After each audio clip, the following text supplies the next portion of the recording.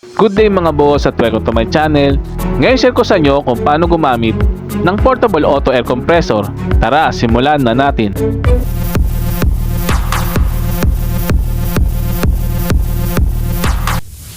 Mga boss, ito po ay isang auto air compressor. Madalas po itong ginagamit pangkarga ng hangin sa mga sasakyan. Marami pa pong maaari paggamitan nito tulad ng inflatable floater at kiddie pool. At ginagamit din po ito para magdagdag ng hangin sa bladder tank.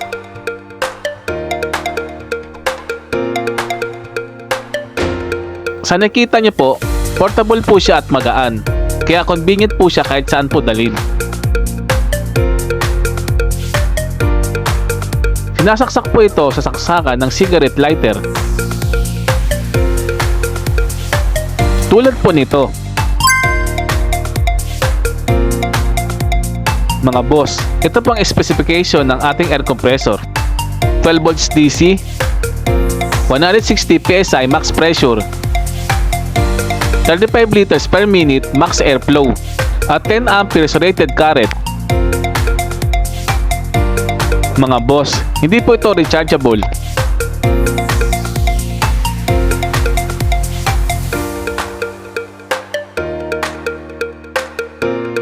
Mga boss, ito po ang kanyang inflator nozzle.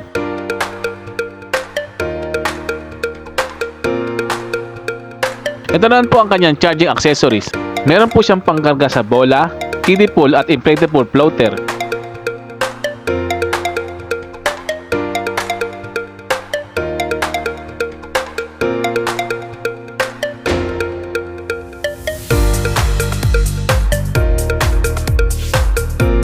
Mga boss, ito po ang kanyang 12 volts DC car main plug. Magagamit lamang po ito sa mga sasakyan. Paano po kung motor lamang ang meron po kayo? At paano rin po kung gagamitin niyo po ito sa inflatable pool? Mga boss, kakailanganin po natin ng 220 volts AC to 12 volts DC power supply.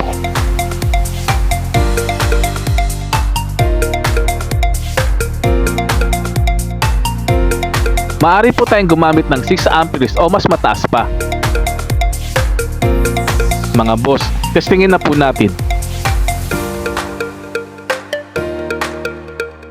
Mga boss, ilagay na po natin yung power cord. Pagsamahin na rin po natin yung male at female plug.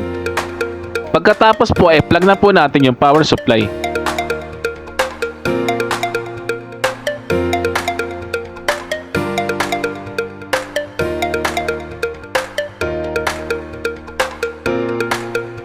Sa nakikita niyo po, meron na po siyang supply. Ngayon po ay testingin na po natin. Siguraduhin po natin na kompleto ang mga accessories. Minsan po ay nakakalimutan pong dalhin ang power cord at ang 12 volts DC adapter.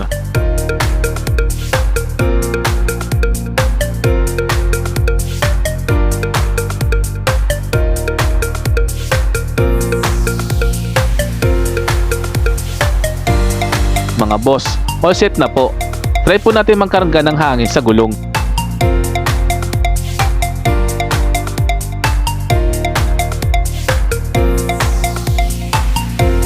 Sa nakikita nyo po, meron na po siyang indicator. Ibig sabihin po ay may supply na po ito.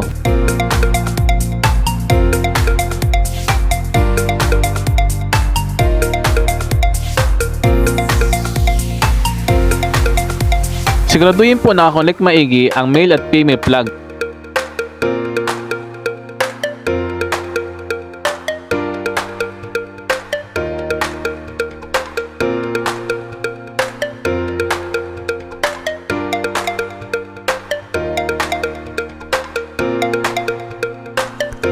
Oh yeah.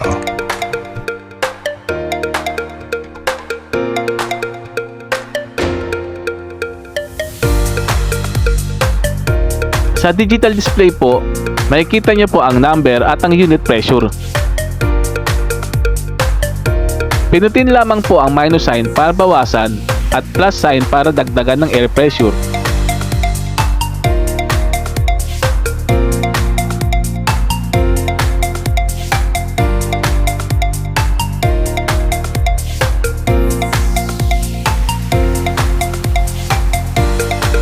Pinutin naman po ang middle button para pumili ng unit pressure tulad ng PSI, bar at kilopascal.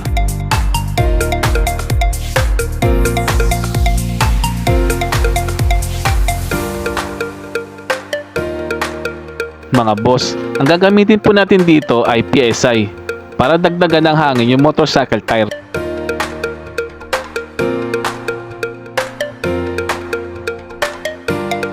Siguraduhin po na nakalagay po maigi yung inflator nozzle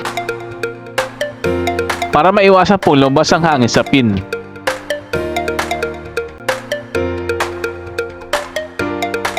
.5 PSI. Ito po ang laman na hangin sa loob ng gulong. Pinutin lamang po ang plus button para iset sa tamang pressure. Subukan po natin ang 24 PSI.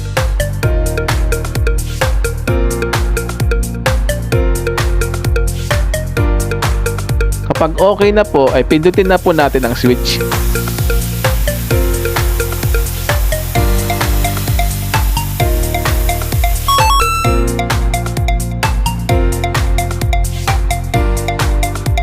Ngayon naman po ay dagdagan po natin ng 2 PSI para maging 26 PSI.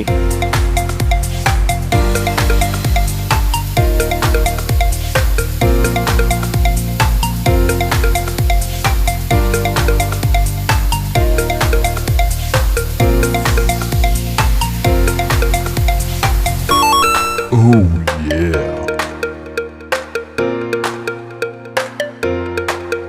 Mga boss, ulitin po natin sa kabilang gulong. Iset po natin ng 28 PSI.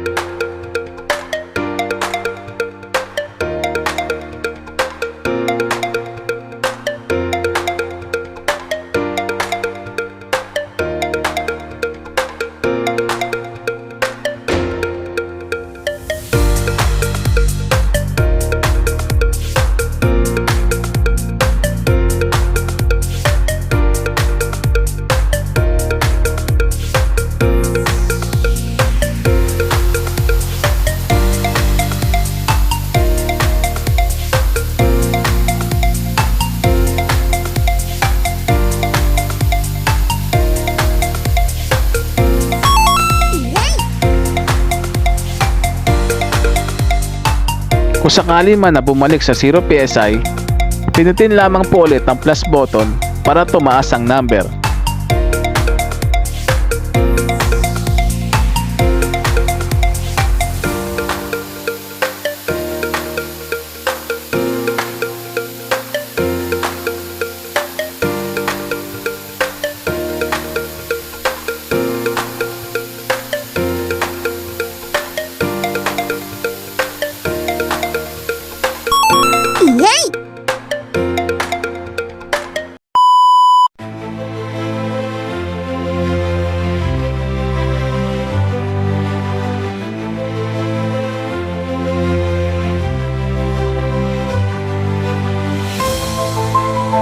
Mga boss, sana po ay nakatulong ang aking video.